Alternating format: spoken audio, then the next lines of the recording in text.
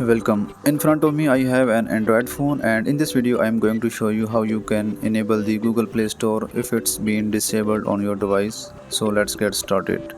First unlock your phone and go to the setting app here. Okay.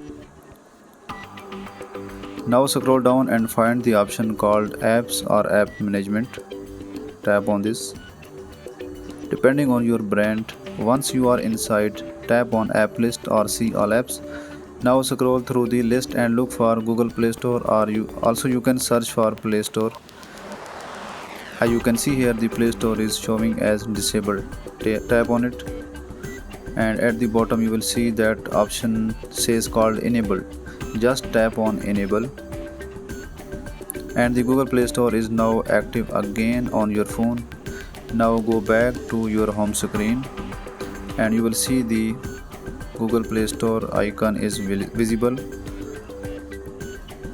You can now open it and start downloading your favorite apps, and that's it. This is how you enable the Play Store if it's disabled on any Android phone. Thanks a lot for watching. Give a thumbs up, leave a comment if this helped you, and subscribe to the channel for more quick tutorial like this. See you in the next one.